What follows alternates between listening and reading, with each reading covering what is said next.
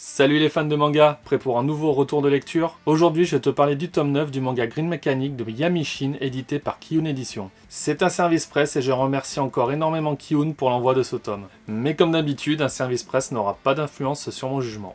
T'es prêt? Allez, c'est parti!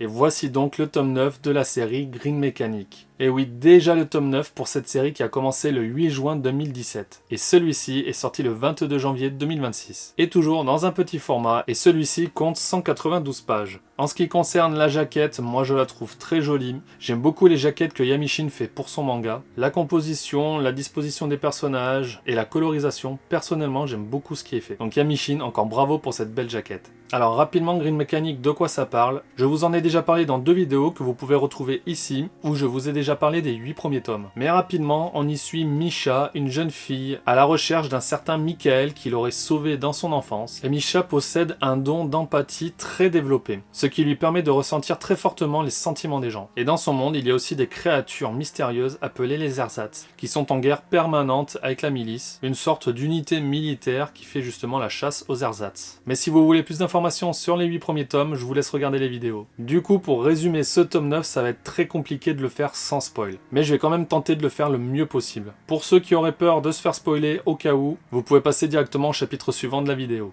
Bon, si vous êtes toujours là, c'est que certainement vous avez lu le tome 8, et donc ce tome 9 reprend tout de suite à la fin de ce tome 8. On termine le combat entre Lance et Ace, Lance étant le leader de la milice et Ace le leader des Lauriers d'Or, un groupe important d'ersatz, que Misha et ses amis ont rejoint il y a peu. Le cliffhanger du tome 8, je ne vais pas en parler, il était énorme. Mais bon, une histoire sans Misha serait vraiment bizarre, donc je vais juste vous dire qu'elle se remet petit à petit. Difficile de faire un résumé sans l'héroïne. Elle continue à vouloir soigner les ersatz en les séparant de leur corps humain. Et dans toute cette bataille, les Lauriers d'Or ont réussi à faire un prisonnier qui est lié au groupe de Michael, et ils vont donc tenter d'obtenir certaines réponses de sa part. Ce qui n'est franchement pas gagné. Voilà pour le résumé du tome 9, je ne pense pas vous avoir trop spoilé, mais en tout cas on a vraiment beaucoup de révélations dans ce tome, et là encore la fin de celui-ci, c'est pas un cliffhanger comme le tome 8, mais ça annonce de sacrés événements pour la suite. Donc vivement la suite, et apparemment le tome 10 est déjà bien avancé.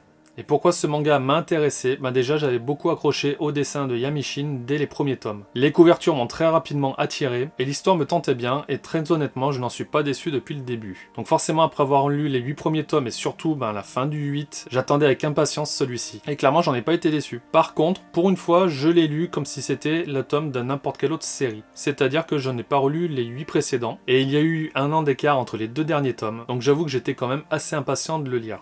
Concernant le scénario de ce tome, il est dans la lignée des 8 précédents. L'histoire est vraiment construite d'une manière globale, et donc là on voit quand même qu'on s'approche un petit peu de la fin, car les révélations deviennent de plus en plus importantes, même au niveau des personnages secondaires. Donc on creuse toujours l'histoire de Misha, Michael, les bourgeons, les ersatz, bref, on a des réponses, mais on a encore de nouvelles questions qui arrivent. Et tout ça, bien sûr, c'est servi par une très bonne narration, on ne s'ennuie pas du tout, on alterne facilement entre phases d'action, combat, moments d'émotion, dialogues révélateurs, qui ne sont pas lourds à lire en plus, donc comme quoi les dialogues sont très bien écrits. Et au niveau du dessin, pour moi c'est toujours un régal. On a toujours droit à de très jolies pages, que ce soit dans des moments d'émotion, ou même dans les moments d'action. Et on a aussi droit à des belles doubles pages comme celle-ci, ce que j'aime le plus dans le manga, comme vous le savez. Bref, c'est difficile de vous montrer des pages de ce tome sans vous spoiler.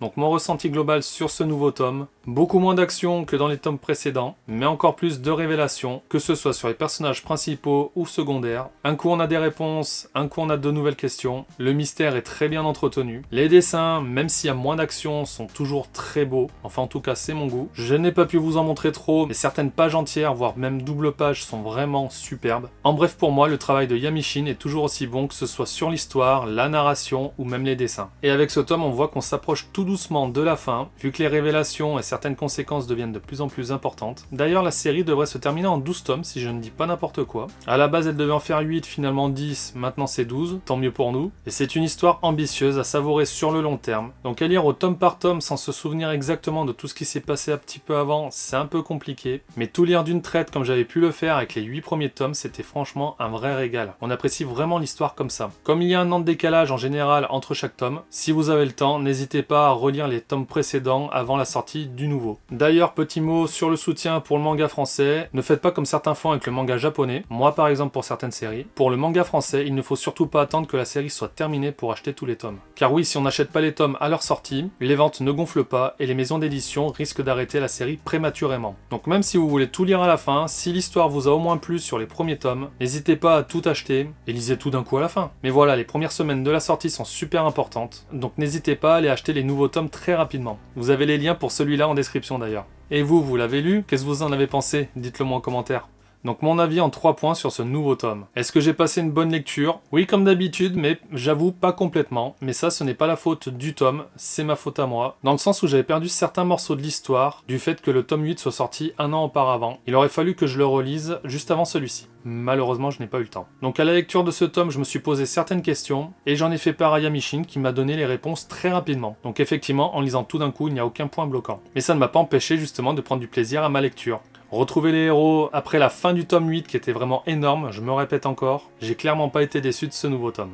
Je le recommande à tous ceux qui veulent des histoires originales, très bien construites, des héros attachants, où l'autrice sait jouer avec les émotions, les histoires avec toujours plus de mystère, et de super dessins, que ce soit en action ou en émotion. Et est-ce que j'attends la suite? Oui, avec une grande impatience, comme le tome précédent. Certaines choses sont montrées à la fin de ce tome, certains personnages apparaissent ou réapparaissent, donc très clairement oui, j'ai envie d'avoir les réponses. Et même s'il faut attendre un an de plus, c'est pas grave, parce que pour moi c'est un manga qui se savoure toujours aussi bien. Et vous l'avez lu? Qu'est-ce que vous en avez pensé? Dites-moi en commentaire.